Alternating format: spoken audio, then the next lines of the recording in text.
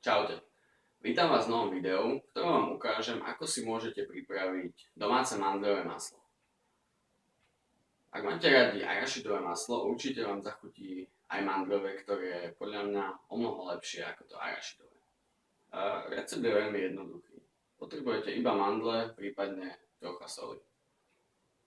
Vyrába sa takmer takisto ako arašidové maslo, len s tým rozdielom, že potrebujete na to viac času. Mne to trvá asi 1 hodinu od začiatku až do konca. Ale vyplatí sa to. Tak poďme sa na to pozrieť. Vyberte si takéto mandle, ktoré sú nelúpané. Na dnes som si zvolil 500 gramov. To je ideálne množstvo pre môj kuchynský robot.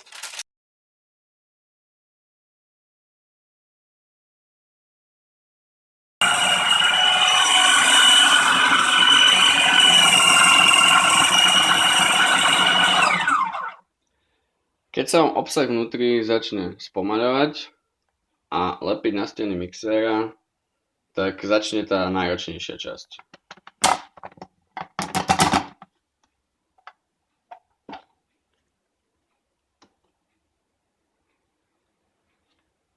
Musíte mixér zastaviť a zoškrabať tie mandle zo stien. Teraz môžeme mixér znova zapnúť. Tento proces budeme opakovať za každým, keď uvidíme, že sa tie mandle lepia na steny, čo bude asi každých 30 až 60 sekúnd.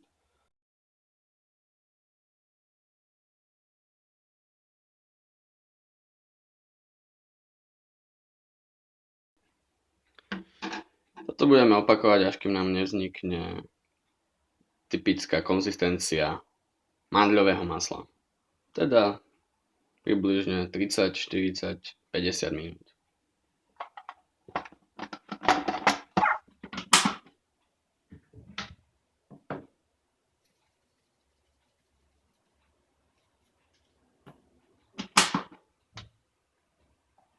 Prešlo asi 50 minút a mandle konečne získali tú správnu maslovú konzistenciu.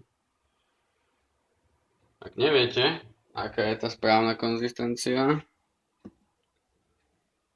je to asi takáto.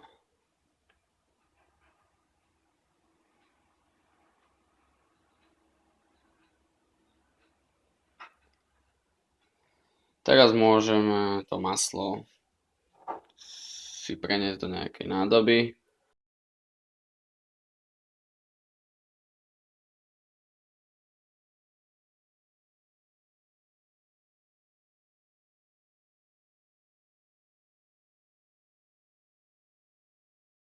Tak použil som 500 g mandlí a naplnil som 400 ml nádobu. Zatiaľ je to maslo ešte veľmi teplé, takže chvíľu počkajte, kým nádobu uzatvoríte. Medzi tým, ako som tie mandle mixoval, pridal som aj trochu soli. A to je v podstate celý recept. Mandle a soľ.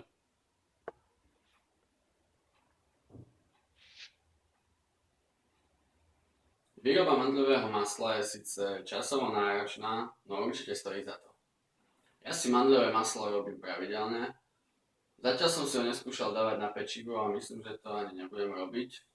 Proste mi chutí také, ako je samotné, prípadne ho zapíjam mliekom. Ak sa vám tento recept páčil, určite si pozrite aj ostatné moje recepty. Ďakujem, čaute.